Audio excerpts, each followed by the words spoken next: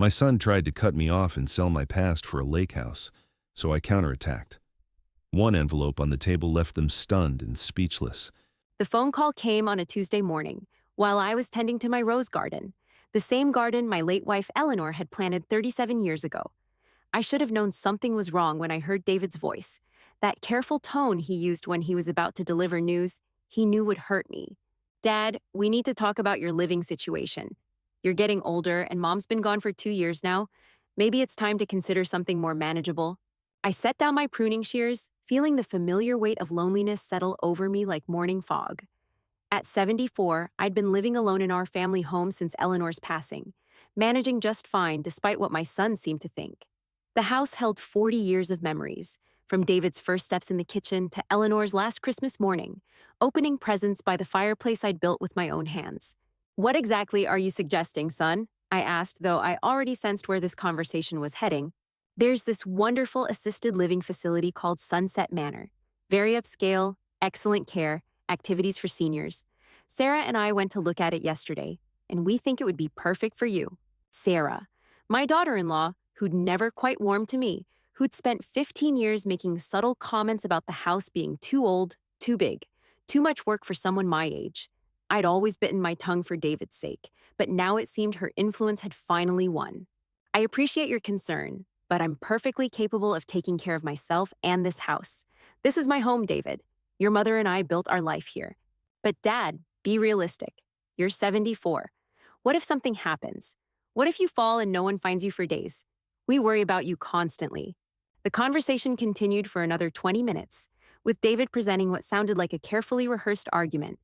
He'd done his research, talked to financial advisors, even consulted with a real estate agent about the house's current market value. $850,000, he mentioned casually, as if the number meant nothing more than the price of groceries. After I hung up, I sat in Eleanor's favorite chair by the window, watching the afternoon light filter through the lace curtains she'd sewn by hand. The house felt different somehow, as if David's words had changed the very air inside these walls. For the first time since Eleanor's death, I truly felt old. Over the next few weeks, the pressure intensified. David and Sarah visited twice, each time bringing brochures for Sunset Manor, highlighting the amenities, the medical staff on site, the social activities that would keep me busy and engaged. They painted a picture of golden years, filled with new friendships and worry-free living, all while carefully avoiding any mention of what would happen to the house. But I wasn't born yesterday, and 45 years in construction had taught me to read between the lines. During one particularly tense dinner at their house, I overheard a phone conversation between Sarah and her sister that made everything crystal clear. Once we get him settled at Sunset Manor, we can put the house on the market immediately. David thinks we should list it at $850, but I say we price it to move fast. $900,000, take the first decent offer. With the money from the sale, we can finally buy that lake house we've been looking at. The betrayal hit me like a physical blow. They weren't concerned about my welfare or my safety. They saw dollar signs where I saw home, investment opportunity where I saw irreplaceable memories. My son, the boy I'd taught to ride a bike in our driveway, was planning to sell my life out from under me. That night, I lay awake staring at the ceiling, listening to the familiar creaks and settling sounds of the house around me. 40 years of mortgage payments, 40 years of repairs and improvements, 40 years of love poured into every room. Eleanor and I had scraped together the down payment when David was just 2 years old, working double shifts and saving every penny to make this dream a reality. I remembered the day we'd closed on the property, how Eleanor had cried when she turned the key for the first time.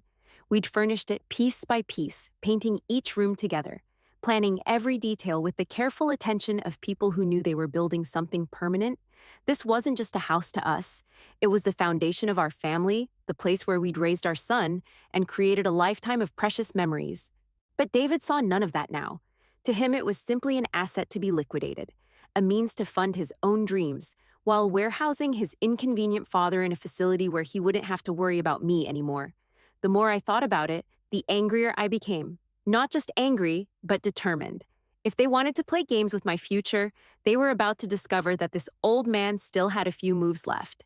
The next morning, I called my lawyer, Frank Morrison, who'd handled our family's legal affairs for 20 years. We'd served together on the church board, and I trusted him implicitly. Frank listened patiently as I explained the situation, His occasional, and I see telling me he understood the implications perfectly. Harold, he said when I'd finished, I hate to say this, but what you're describing is more common than you'd think. Adult children often assume they know what's best for their aging parents, especially when valuable assets are involved. But legally speaking, as long as you're of sound mind, which you clearly are, they can't force you to do anything. That's exactly what I wanted to hear. Frank, I need you to help me with something. Something that will ensure my son learns a valuable lesson about respect and assumptions. Over the next hour, we discussed my options. Frank explained the legal protections available to me, the steps I could take to secure my property and my future. By the time I left his office, I had a plan that would teach David and Sarah exactly who they were dealing with. They thought they were manipulating a helpless old man, but they were about to discover that Harold Mitchell had spent 74 years learning how to take care of himself. The beauty of my plan was its simplicity. David and Sarah assumed I was technologically helpless, that I couldn't navigate modern banking or legal procedures without their assistance. They'd made the classic mistake of underestimating their opponent, and that overconfidence would be their downfall. That evening, David called again, his voice carrying that same patronizing tone that had become so familiar. Dad, Sarah, and I have been thinking, maybe we should schedule a tour of Sunset Manor for this weekend, just to look around, get a feel for the place. No pressure, just exploring options. I smiled, settling deeper into my recliner. That sounds like a wonderful idea, son. I'd love to see what you found for me. The relief in his voice was palpable. Really? That's great, Dad. I think you're going to love it there. The people are so friendly and the facilities are top-notch. You'll have your own apartment, but with all the services you need right there. As he described the amenities and advantages of assisted living, I found myself oddly calm. For weeks, these conversations had filled me with dread and anger. Now, knowing what I knew and having set my own plan in motion, I felt something I hadn't experienced in months: control. For the first time since Eleanor's death, I was the one making decisions about my future. After we hung up, I walked through my house slowly, room by room, seeing it with new eyes. Tomorrow, I would begin implementing the plan Frank and I had devised. By the time David and Sarah realized what was happening, it would be far too late to stop me. They wanted to treat me like a helpless old man who could be managed and manipulated. They were about to learn just how wrong they were. The irony wasn't lost on me. They thought they were so clever, so strategic in their approach. But they'd forgotten one crucial detail about Harold Mitchell. I hadn't survived the Korean War, built a successful construction business from nothing, and raised a family through 40 years of marriage by being passive or easily fooled. Some lessons, I realized, could only be learned the hard way. And David was about to get the education of his lifetime. The following Saturday arrived gray and drizzling, typical Pacific Northwest weather that Eleanor used to say matched her moods during difficult times. I dressed carefully in my best suit, the navy one she'd helped me pick out for David's wedding 12 years ago, and waited by the front window for their arrival. At exactly 10 o'clock, David's silver sedan pulled into the driveway. I watched through the lace curtains as he and Sarah sat in the car for a moment, no doubt rehearsing their strategy for this visit. Sarah was checking her makeup in the visor mirror, while David scrolled through what looked like notes on his phone. They had this all planned out, every word calculated to guide me toward their predetermined conclusion. When I opened the door, their smiles were so bright they could have powered the whole neighborhood. Sarah even hugged me, something she hadn't done since Eleanor's funeral, and I caught a whiff of that expensive perfume she always wore, the kind that probably cost more than my monthly grocery budget. "You look wonderful, Dad," David said, straightening his tie. "Ready for our little adventure?" Little adventure, as if we were going to the zoo instead of touring the place where he wanted to warehouse me for the rest of my days. The drive to Sunset Manor took 25 minutes through the winding roads that led to the newer part of town, where everything looked freshly painted and carefully landscaped. Sarah kept up a steady stream of cheerful chatter about the weather, the fall colors, anything to fill the silence that might give me time to think too deeply about what we were doing. Sunset Manor sat on a hill overlooking the valley, a sprawling complex of connected buildings designed to look residential rather than institutional. The architecture was pleasant enough, all warm brick and large windows, with manicured gardens that probably required a full-time crew to maintain. I had to admit, it looked nothing like the nursing homes I'd imagined. A woman named Patricia greeted us in the lobby, her professional smile as polished as her appearance. She was probably 50, with graying hair styled to suggest wisdom and trustworthiness, wearing a burgundy blazer that screamed administrative authority. Her handshake was firm, her eye contact direct, and her voice carried that practiced warmth of someone who'd given this tour hundreds of times. Mr. Mitchell, I'm so pleased to meet you. Your son has told me wonderful things about you. I understand you're considering joining our community here at Sunset Manor. Just exploring options, I replied, noting how David's shoulders relaxed at my cooperative tone, taking my time to make an informed decision. Of course, of course. That's exactly the right approach. Patricia gestured toward a seating area decorated with leather furniture and fresh flowers.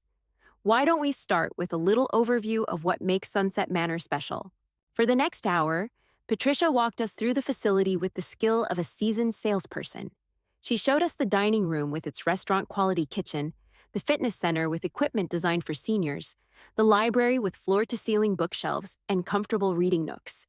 There was a movie theater, a craft room, even a small chapel for residents who wanted to worship without leaving the grounds. The apartments themselves were impressive, I had to admit. The model unit we toured featured a full kitchen, separate bedroom, and living area with large windows that offered views of the surrounding mountains. The bathroom was equipped with safety features that would have made Eleanor's final months much easier. Grab bars and a walk-in shower that eliminated the fear of falling. This particular unit would be perfect for you, Dad, Sarah said, running her hand along the granite countertop. Look at this kitchen. You could still cook for yourself whenever you wanted, but you'd also have the dining room downstairs when you don't feel like it. David nodded enthusiastically. And think about the peace of mind, knowing there's medical staff available 24 hours a day. Remember when you had that dizzy spell last month? Here, help would be just a button push away. They were good. I had to give them that. Every concern they raised was legitimate. Every benefit they highlighted was real. If I'd been the confused, overwhelmed widower they thought I was, I might have been convinced. The place was beautiful, the staff seemed caring, and the other residents I'd met during our tour appeared content with their lives here. But I wasn't confused or overwhelmed. I was angry and I was planning. Patricia quoted the monthly fees with the delicate precision of someone who'd learned to deliver expensive news gently.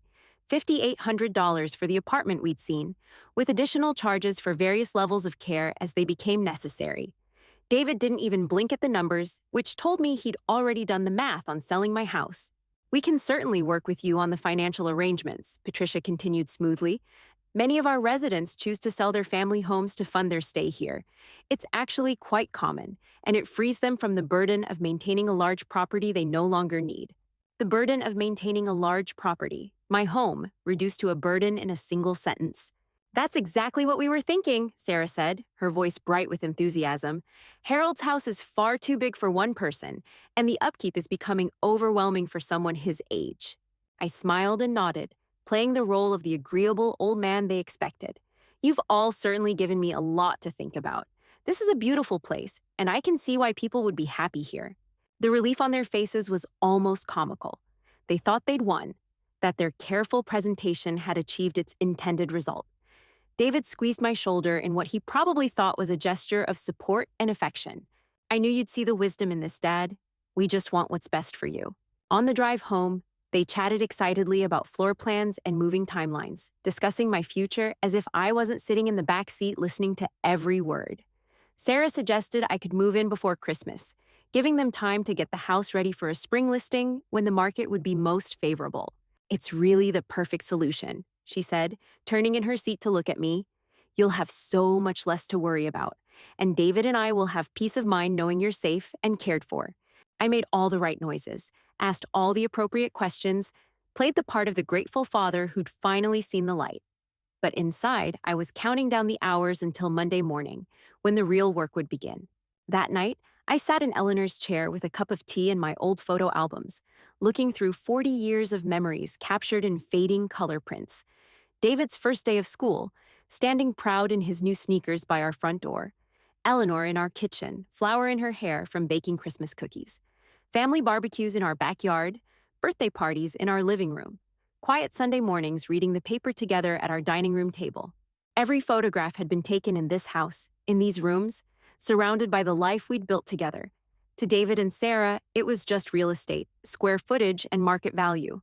To me, it was everything that mattered, everything that remained of the woman I'd loved for 43 years and the family we'd created together. They wanted to erase all of that for their own convenience and profit. They thought they could manipulate me with guilt and fear, convince me that I was too old and helpless to make my own decisions. Tomorrow, they would learn exactly how wrong they were about Harold Mitchell. I closed the photo album and walked to my bedroom, stopping to look at the framed wedding picture on Eleanor's dresser. We'd been so young then, so full of hope and dreams for the future. She'd have been furious about what David was trying to do and proud of what I was planning in response.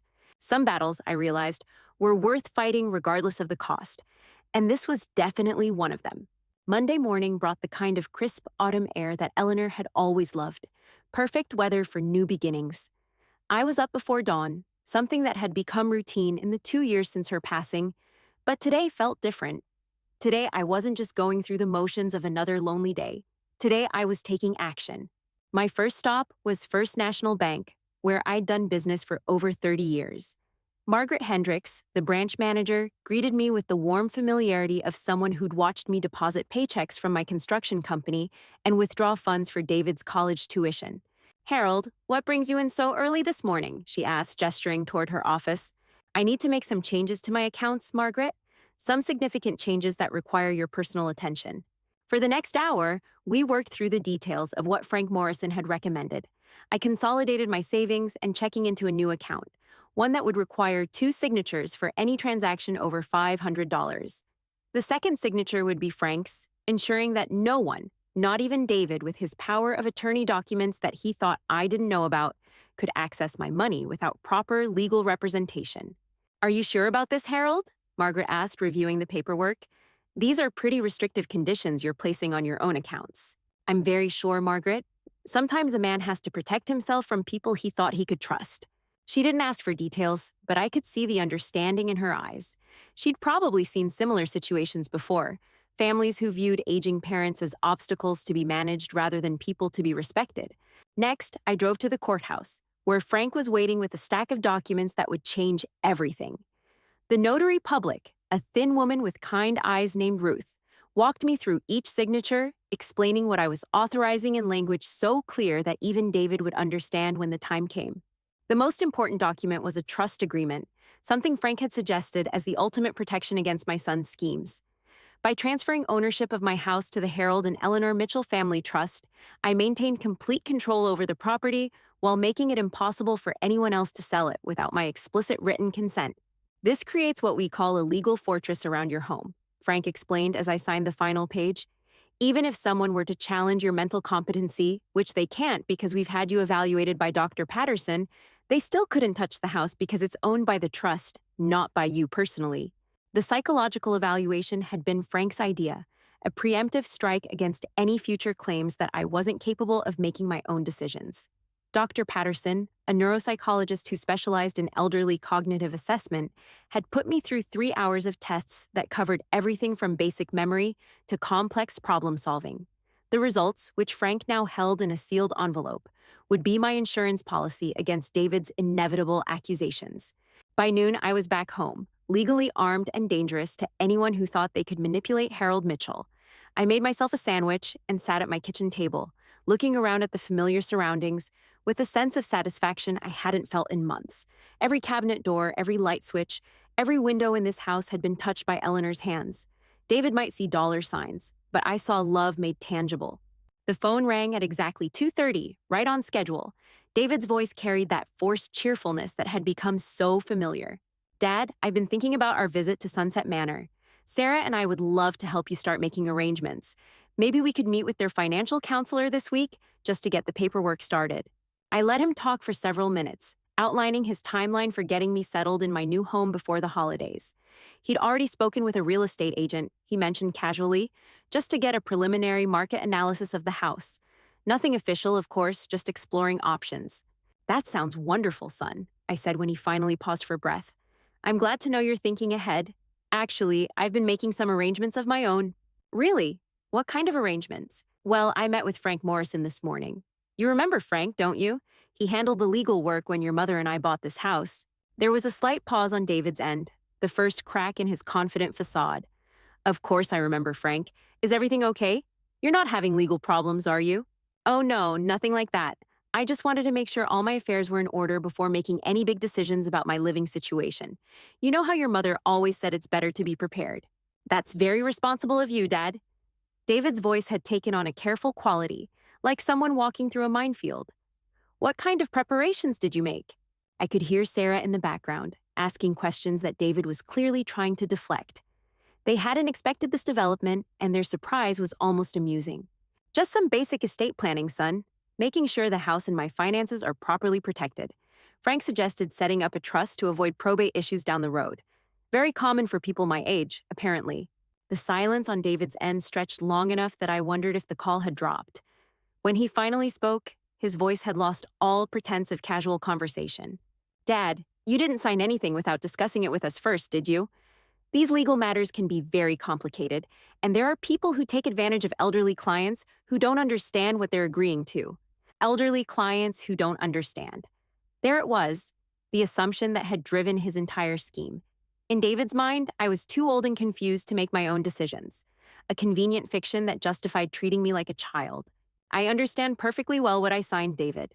Frank explained everything very thoroughly, and I even had an independent evaluation done to make sure my judgment was sound. Dr. Patterson was very complimentary about my mental acuity, actually. Another long pause, followed by muffled conversation between David and Sarah. I could practically hear their panic through the phone line. Listen, Dad, why don't Sarah and I come over tonight? We can look at whatever paperwork you signed, make sure everything is in your best interest. I smiled, settling deeper into Eleanor's favorite chair.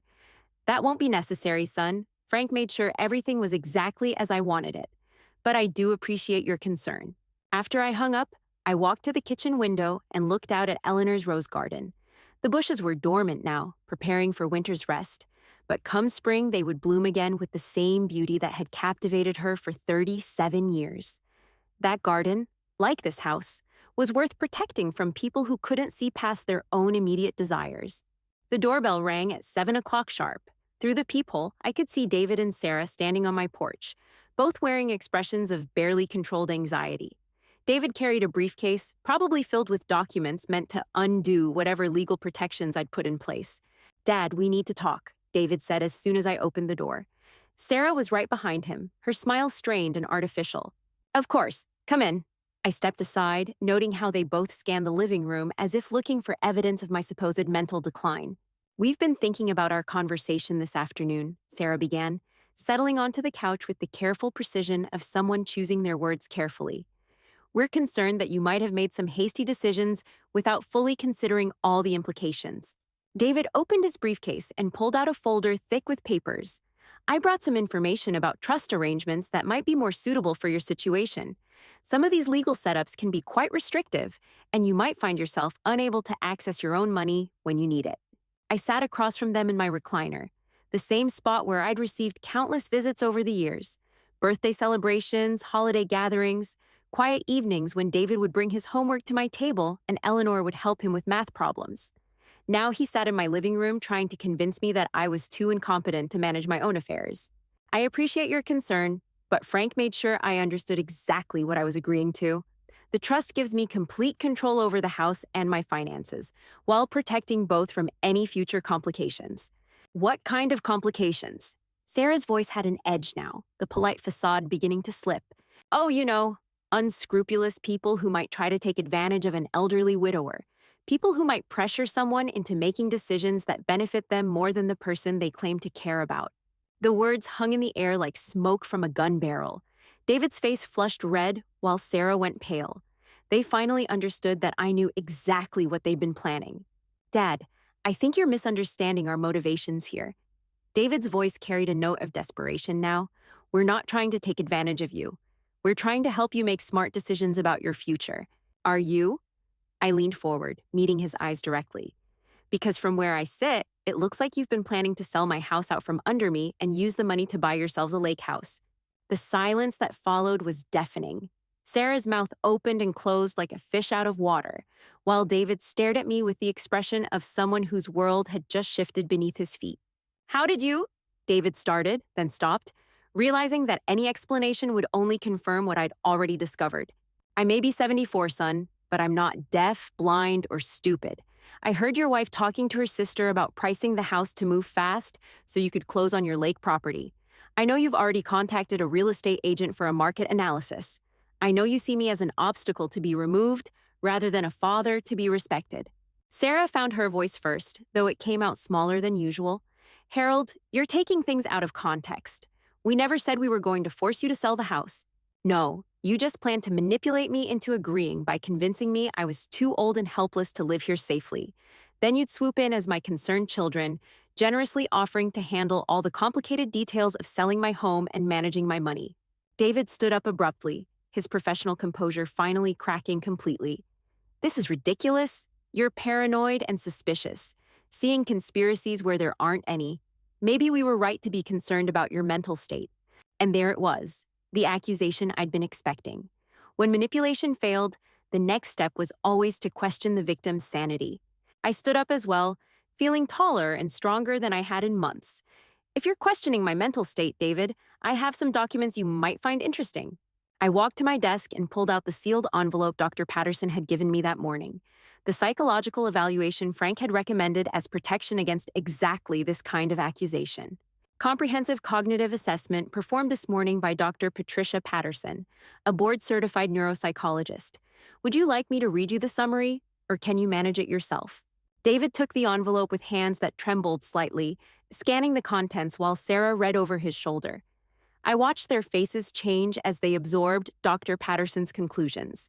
Mentally sharp, emotionally stable, fully capable of making independent decisions about his living situation and financial affairs.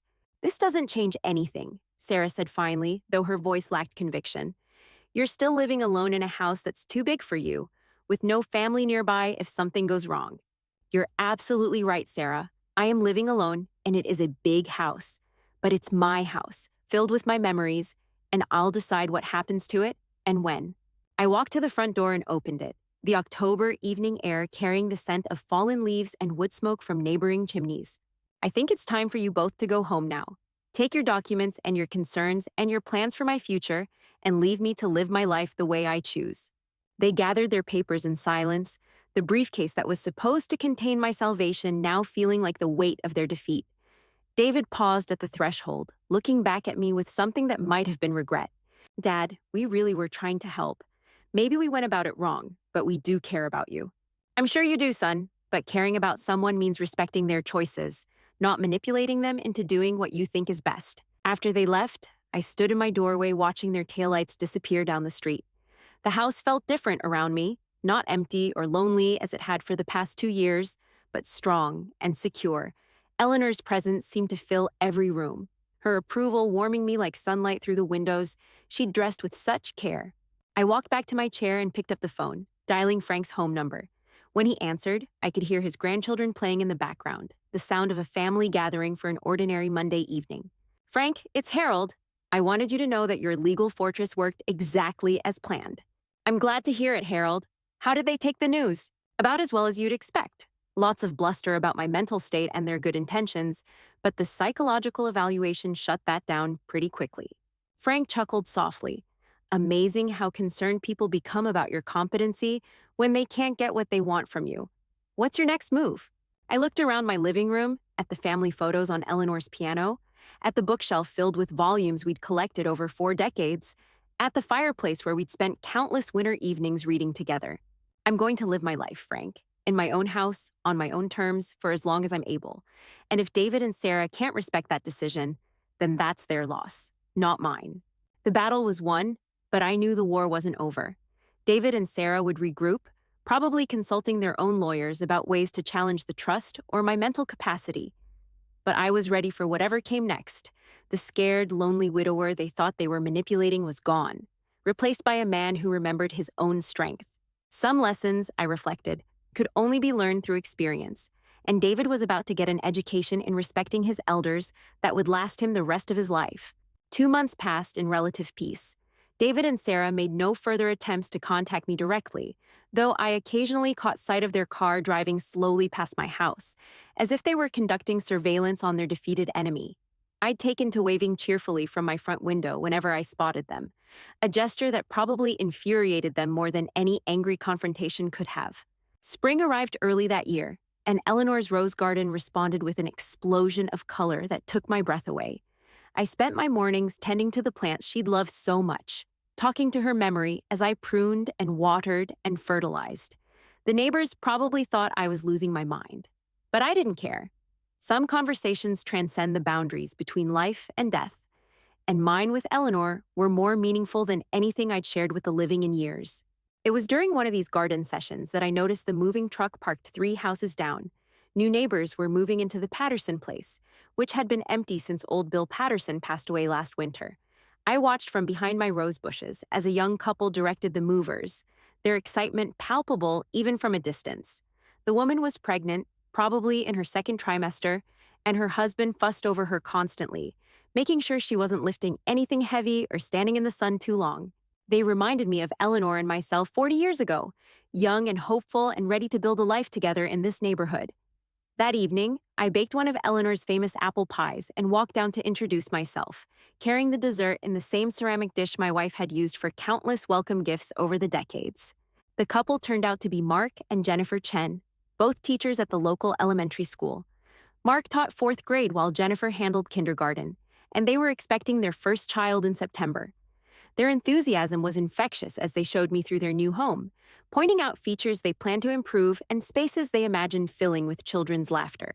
"Mr. Mitchell," Jennifer said as I prepared to leave, "would you like to join us for dinner sometime this week? We'd love to hear stories about the neighborhood, and Mark makes an incredible lasagna." I accepted gratefully, realizing how long it had been since anyone had invited me to share a meal that didn't come with ulterior motives. The following Thursday, I found myself sitting at their kitchen table, regaling them with tales of 40 years in this community while savoring the best Italian food I'd tasted since Eleanor's passing. During dessert, Mark mentioned that they were looking for someone to check on their house occasionally when they traveled to visit family. Nothing major, just collecting mail and making sure everything looked lived in while they were away. The pay would be modest but regular, and it would give them peace of mind, knowing a trusted neighbor was keeping an eye on things. "I'd love to help," I told them, meaning every word. It's been too long since I felt useful to anyone. That night, I called Frank to update him on David and Sarah's continued surveillance and my new friendship with the Chens. He listened with the patience of someone who'd become more than just my lawyer over the past few months. "Harold, I've been thinking about your situation," he said when I'd finished my update. "Have you considered what you want to happen to the house when you're gone? The trust protects it while you're alive, but you'll need to specify your wishes for after your death." The question caught me off guard. In all my planning to protect the house from David's immediate schemes, I hadn't thought much about its ultimate fate. Eleanor and I had always assumed it would go to our son, back when we believed he would cherish it as we had. "What are my options, Frank?" "Well, you could leave it to David with conditions attached, requiring him to live in it for a certain period or prohibiting him from selling it immediately. You could donate it to a charitable organization that would use it for housing families in need. You could even sell it yourself and donate the proceeds to causes you care about. Or," Frank continued with a slight smile in his voice, "you could leave it to someone who would appreciate it the way you and Eleanor did. Someone who understands that a home is more than just a financial asset." I thought about Mark and Jennifer, about the way their eyes had lit up when they talked about raising their children in this neighborhood, about how they'd asked respectful questions about my garden and listened with genuine interest to my stories about the community's history, about how they'd invited me to dinner simply because they enjoyed my company, not because they wanted something from me. That's an interesting thought, Frank. Let me consider my options. Over the next few weeks, I found myself spending more time with the Chens than I had with anyone since Eleanor's death. Mark helped me repair a section of fence that had been damaged in the winter storms, while Jennifer taught me to use a smartphone so I could stay connected with the world beyond my garden. In return, I shared 40 years of neighborhood wisdom, from which contractors could be trusted to where the best grocery deals could be found. It was Jennifer who first noticed the car parked across from my house on Tuesday afternoons, the same silver sedan that belonged to David and Sarah. She mentioned it casually while we were planting vegetables in her backyard, but I could hear the concern in her voice. "Mr. Mitchell, is everything okay with your family?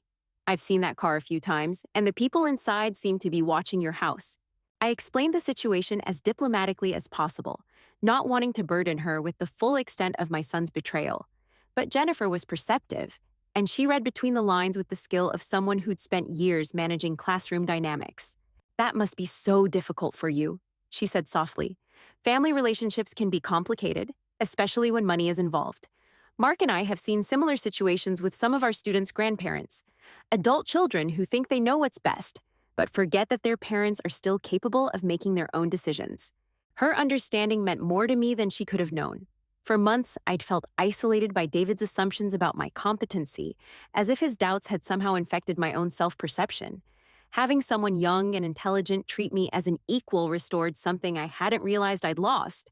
The next Tuesday, when David and Sarah's car appeared for its weekly surveillance, I was ready. I walked across the street with a plate of Jennifer's homemade cookies and tapped on their passenger window. Sarah nearly jumped out of her skin, while David's face cycled through surprise, embarrassment, and finally resignation. "Beautiful afternoon for a drive," I said cheerfully as Sarah reluctantly lowered the window. "Would you like some cookies? Jennifer made them fresh this morning." "Dad, what are you doing?" David's voice carried the strained patience of someone caught in an embarrassing situation. "I live here, son. The question is, what are you doing parked across from my house every Tuesday at 3 o'clock?" Sarah found her voice first, though it came out higher than usual. "We were just concerned about you, Harold, making sure you're managing okay on your own." "I'm managing wonderfully, thank you. In fact, I've made some lovely new friends in the neighborhood. The Chens, 3 houses down. Lovely young couple, both teachers. They've been helping me with various projects around the house." The mention of help from others seemed to agitate David more than anything else I could have said. His hands gripped the steering wheel tighter as he processed this information. "What kind of help?" he asked, suspicion coloring every word. "Oh, you know, Mark helped me fix that section of fence that's been bothering me for months. Jennifer taught me to use one of those smartphones so I can stay connected with the world. They even invite me for dinner occasionally. It's nice to feel useful again." I could see the wheels turning in David's head, probably wondering if these new friends posed some threat to his eventual inheritance. The irony wasn't lost on me that his concern about my vulnerability to manipulation applied only when others were involved, not when he was the one doing the manipulating. "We should meet them," Sarah said suddenly. "These neighbors of yours. Make sure they're trustworthy people." I smiled broadly, as if this were the most wonderful suggestion I'd heard all day. "What a marvelous idea. I'll invite you all for dinner this weekend." Jennifer makes an incredible pot roast, and Mark has been wanting to hear more stories about the neighborhood's history. "You could share some of your memories from when you were growing up here, David." The trapped expression on my son's face told me he'd realized too late that his wife's suggestion had backfired spectacularly. The last thing they wanted was to sit through a social evening where I appeared happy, healthy, and surrounded by people who treated me with respect. "Actually, we're quite busy this weekend," David said quickly. "Maybe some other time." "Of course," I replied, still maintaining my cheerful demeanor. "Well, I should let you get back to your drive. Enjoy those cookies."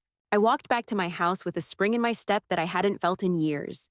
Through my front window, I watched their car sit motionless for another 5 minutes before finally driving away. They wouldn't be back the following Tuesday, I was certain. Nothing deflated surveillance quite like being cheerfully acknowledged by your target. That evening, I called Frank with another update. He listened to my account of the afternoon's encounter with obvious amusement, chuckling at several points during my description of David and Sarah's discomfort. "Harold, you're handling this perfectly. By building new relationships and maintaining your independence, you're demonstrating exactly what they claimed you couldn't do. Living alone and thriving while doing it." "Frank, I've been thinking more about our conversation regarding the house's future. I'd like to schedule another meeting to discuss some specific ideas I've been considering." "Excellent. How about Thursday morning? I'll have my secretary prepare some options for you to review." After we hung up, I walked through my house slowly, seeing it with fresh eyes once again. But this time, instead of remembering only the past, I found myself imagining its future. Mark and Jennifer's children running through these same hallways where David had played 40 years ago. Birthday parties in the living room, Christmas mornings by the fireplace, quiet evenings in Eleanor's chair with bedtime stories and homework help. The house deserved to be filled with love again, not sold off to fund someone else's vacation property. David had made his choice when he decided to treat me like an obstacle rather than his father. Now I would make mine, and it would be a choice that honored both the past I'd built with Eleanor and the future I could still influence. Some gifts I realized were meant to be earned through respect and appreciation, not inherited through blood alone. And some lessons could only be learned when the consequences were real and irreversible. Thursday morning would bring new possibilities, and for the first time since Eleanor's death, I was genuinely excited about what lay ahead. Thursday morning arrived with the kind of sunshine that Eleanor always claimed was heaven's way of blessing important decisions. I dressed carefully in my good gray suit and walked to Frank's office with a sense of purpose I hadn't felt since the day I'd signed my first construction contract 43 years ago. Frank had prepared a comprehensive array of estate planning documents, each option laid out with the meticulous attention to detail that had made him the most trusted lawyer in our community. But my mind was already made up. The events of the past few months had crystallized something that had been forming since that first manipulative phone call from David. Harold, before we discuss the specifics, Frank said, settling behind his mahogany desk, I want you to understand that whatever decision you make today can be changed later if circumstances warrant it. Estate planning isn't carved in stone. I appreciate that, Frank, but I don't think I'll be changing my mind. David made his choice when he decided I was too incompetent to live in my own home. Now I'm making mine. For the next 2 hours, we worked through the details of a plan that would have made Eleanor proud. The Harold and Eleanor Mitchell Family Trust would continue protecting the house during my lifetime, but upon my death, ownership would transfer not to my son, but to a housing foundation that would ensure the property served families who truly needed it. Specifically, the house would become part of the Teachers' Housing Initiative, providing affordable accommodation for young educators starting their careers in our community. Mark and Jennifer would have the first option to purchase it at below market value, with the understanding that they would maintain Eleanor's garden and preserve the home's character for future generations. The remaining proceeds from the eventual sale would establish a scholarship fund in Eleanor's name, helping other young couples achieve the dream of home ownership that she and I had fought so hard to realize decades ago. This is a beautiful legacy, Harold, Frank said as I signed the final documents. Eleanor would be so proud of what you're creating here. She always said that houses were meant to shelter love, not generate profit. This way, our home will continue doing what it was always meant to do. The legal paperwork was just the beginning. Over the following weeks, I began preparing the house itself for its future role. I spent hours organizing Eleanor's belongings, deciding which items held enough sentimental value to keep and which could be donated to families who would appreciate them. Her china set went to the church auxiliary for their community dinners. Her extensive cookbook collection found a new home with Jennifer, who promised to try every recipe and think of Eleanor while she cooked. The quilts she'd sewn by hand were distributed among the elderly residents at Sunset Manor, providing comfort to people who understood their true value. But it was Eleanor's jewelry box that presented the most difficult decision. David had always assumed those pieces would eventually go to Sarah, despite the fact that his wife had shown little interest in Eleanor's simple, elegant taste. The engagement ring I'd saved 6 months to afford, the pearl necklace that had been Eleanor's mother's, the small gold locket containing our wedding photo. Jennifer noticed my hesitation when I was sorting through these treasures one afternoon. We'd fallen into a comfortable routine of her stopping by after school to help with various tasks, and her presence made the emotional work more bearable. Mr. Mitchell, those are beautiful pieces. Your wife had exquisite taste. She did indeed. I held up the pearl necklace, remembering how it had caught the light during our last anniversary dinner. David's wife never appreciated Eleanor's jewelry, called it old-fashioned and outdated. Jennifer's expression softened with understanding. Sometimes the most precious things aren't appreciated by the people we expect to value them. I made my decision in that moment. Jennifer, would you do me the honor of accepting these? Eleanor always said that jewelry should be worn by someone who understands its beauty, not locked away in a drawer gathering dust. Her eyes filled with tears as she realized what I was offering. Mr. Mitchell, I couldn't possibly accept something so valuable. These should go to your family. You are my family now, Jennifer. You and Mark have shown me more genuine care in 6 months than my own son has in 6 years. Eleanor would want her jewelry worn by someone who appreciates love over luxury. The transformation of the house continued through the summer. Mark helped me convert Eleanor's sewing room into a small nursery, painting the walls a cheerful yellow and installing safety features that would protect their coming child. Jennifer organized the extensive library that Eleanor and I had accumulated over 4 decades, creating a reading nook that would inspire future generations to discover the magic of books. But it was the garden that became our most ambitious project. Eleanor's roses were thriving under my continued care, but the vegetable patch had been neglected since her death. Together, we restored it to its former glory, planting tomatoes and peppers, herbs and flowers, creating a space where children could learn about growth and patience and the satisfaction of nurturing living things. David and Sarah's surveillance had ended after that awkward encounter with the cookies. But I occasionally received phone calls that grew increasingly desperate as they realized their plans were unraveling beyond repair. Dad, I heard from Margaret at the bank that you've been making some unusual financial arrangements, David said during one particularly tense conversation in July. Are you sure you're thinking clearly about all this? Maybe we should sit down with a financial advisor and review your decisions. I'm thinking more clearly than I have in years, son. And I have been working with advisors, people who understand that my money should serve my values, not someone else's ambitions. But what about my inheritance? What about the house Mom and I grew up in? The house will continue serving families who need it, just as it served us. As for your inheritance, you made your choice when you decided I was incompetent to manage my own affairs. Actions have consequences, David. Something I apparently failed to teach you properly when you were young. The calls became less frequent after that, though I heard through neighborhood gossip that David and Sarah had consulted several attorneys about challenging my mental capacity or the validity of the trust. Each inquiry led to the same conclusion. Dr. Patterson's evaluation was ironclad, Frank's legal work was impeccable, and my rights as a property owner were absolute. By September, when Jennifer and Mark's son was born, the house had been completely transformed from a monument to past grief into a celebration of future possibilities. Little Thomas Chen filled the rooms with sounds that had been absent since David's childhood. Cries and laughter and the gentle murmur of parents discovering the overwhelming joy of new life. I became Uncle Harold to Thomas, spending my days helping with childcare while Mark and Jennifer returned to their teaching duties. The baby seemed to find my weathered hands and gravelly voice soothing, often falling asleep in my arms while I told him stories about his neighborhood's history and the woman who would have loved him like her own grandson. One October afternoon, exactly a year after David's first manipulative phone call, I was sitting on my front porch with Thomas sleeping in his carrier beside me when that familiar silver sedan appeared at the end of the street. But this time, instead of parking for surveillance, it pulled directly into my driveway. David emerged alone, his face bearing the weight of 12 months of frustration and defeat. Sarah remained in the car, probably afraid to face the man whose life she'd tried to restructure for her own benefit. Dad, we need to talk, David said, climbing the porch steps with the heavy tread of someone carrying an enormous burden. Of course, son. Have a seat, but keep your voice down. Thomas is sleeping, and Jennifer will have my head if we wake him. David's eyes widened as he noticed the baby carrier, then traveled around the porch, taking in the obvious signs of family life that had replaced the lonely isolation he'd expected to find.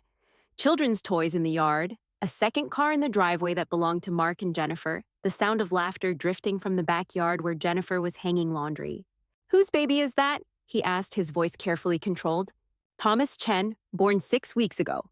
Mark and Jennifer are living here now, helping me maintain the house and providing the kind of family atmosphere your mother always wanted. The words hit David like physical blows. Living here? But this is our family home. They can't just move in and take over. They're not taking over anything, David. They're sharing a home with someone who appreciates their company. Something you chose not to do when you decided I was too much of a burden for your lifestyle. We never said you were a burden, Dad. We were concerned about your safety, your ability to maintain this big house alone. I stood up slowly, feeling every one of my 75 years, but also feeling stronger than I had in decades. David, I'm going to tell you something your mother would have said if she were still here. Love isn't about making convenient arrangements for the people you claim to care about. Love is about respecting their choices, even when those choices don't serve your immediate interests. Thomas stirred in his carrier, and I automatically began rocking it gently, the motion as natural as breathing after months of practice. David watched this interaction with growing realization of everything he'd lost through his manipulation and greed. What happens to the house now, Dad? When you're gone, what happens to everything Mom and I built here? The house will continue serving families who need it, just as it served us. There's a foundation that will ensure it provides affordable housing for young teachers, people like Mark and Jennifer, who understand that a home is more than a financial investment. David's face went white as the full implications hit him. You're giving away my inheritance to strangers. I'm ensuring that your mother's legacy lives on through love and service, instead of being sold off to fund someone else's vacation property. You forfeited any claim to this house when you tried to manipulate me into abandoning it. But I'm your son. Doesn't that mean anything? Being my son means everything, David. That's why this hurts so much. You could have been part of this new family I've created here. Mark and Jennifer would have welcomed you just as they've welcomed me. But you chose manipulation over relationship. greed over love. Thomas began to fuss, and I lifted him from his carrier, cradling him against my chest with the practiced ease of someone who'd found new purpose in old age. The baby's cries stopped immediately, replaced by the contented sounds of an infant who felt safe and loved. This is what family looks like, son. Not financial arrangements or convenient solutions, but people choosing to care for each other without expecting anything in return. David sat in silence for several minutes, watching me comfort a child who wasn't related to me by blood, but who trusted me completely. When he finally spoke, his voice was barely above a whisper. Is there any way to fix this, Dad? Any way to earn back what I've lost? I looked at my son, seeing glimpses of the boy I'd raised mixed with the calculating man he'd become under Sarah's influence. The answer wasn't simple, and it wouldn't satisfy his desire for easy restoration of his privileges. David, you can't undo the choices you've made or erase the trust you've broken, but you can start making different choices going forward. You can learn to value relationships over real estate, love over money. What does that mean practically? It means accepting that your inheritance isn't guaranteed, that it must be earned through respect and genuine care. It means understanding that I've built a new family here, one based on mutual support rather than financial obligation. You can be part of that family if you're willing to change your priorities. And if I'm not willing, then you'll continue living with the consequences of treating your father like a burden to be managed rather than a person to be loved. David left that afternoon without making any commitments, but something in his expression suggested that my words had penetrated deeper than his previous stubborn resistance. Whether he would act on that understanding remained to be seen, but I'd done my part in offering him a path back to genuine relationship. That evening, as Mark and Jennifer prepared dinner in the kitchen that had once echoed with my lonely footsteps, I sat in Eleanor's chair watching Thomas sleep in his bouncy seat. The house hummed with the sounds of family life, conversations about the day's events, plans for the weekend, the comfortable domestic rhythm that Eleanor and I had cherished for 40 years. Frank called as we were finishing dessert, his voice carrying news that brought a smile to my face. Harold, I thought you'd want to know that David and Sarah consulted with 3 different attorneys this week about challenging your estate planning. All 3 firms gave them the same advice. Your documentation is bulletproof, and any legal challenge would be both expensive and futile. I'm not surprised, Frank. You do excellent work. There's more. Apparently, Sarah became quite agitated during the final consultation, making some rather unflattering comments about your mental state and your new living arrangements. The attorney suggested that her attitude might actually work against them if they chose to proceed with any legal action. The irony was perfect. Sarah's own greed and contempt had become the strongest evidence of her unsuitability as someone who deserved to inherit Eleanor's legacy. Her inability to hide her true nature had sealed her fate more effectively than any legal strategy Frank could have devised. As I hung up the phone, Jennifer approached with Thomas in her arms. The baby was wide awake, studying my face with the intense curiosity of someone discovering the world, one person at a time. Mr. Mitchell, Mark and I have been talking, and we want you to know how grateful we are for everything you've done for us. Not just the house, but the way you've welcomed us into your family. You've given me far more than I've given you, Jennifer. You've given me purpose again and joy, and the chance to see this house filled with love once more. Thomas reached out with one tiny hand, grasping my finger with surprising strength. In that simple gesture, I saw the future Eleanor and I had dreamed of when we first walked through these empty rooms 41 years ago. Not the specific future we'd imagined, but something even better. A legacy of love that would outlast both our lives and continue blessing families for generations to come. The house would survive, not as David's inheritance to be liquidated for profit, but as Eleanor's true memorial, sheltering love and nurturing dreams exactly as she would have wanted.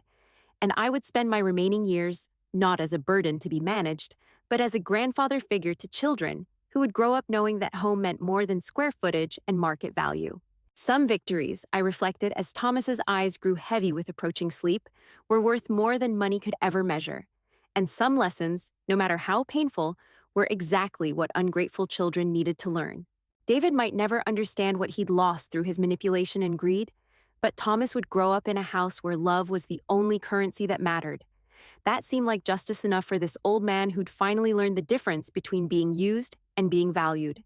The safe in my basement, forgotten by everyone including myself until this moment of perfect clarity, would remain my final secret, a testament to the fact that the most valuable things in life could never be stolen, sold, or inherited.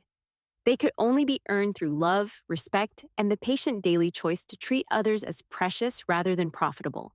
If you like this story, please like this video, subscribe to the channel, and share your impressions of this story in the comments. To listen to the next story, click on the box on the left. Thank you for watching.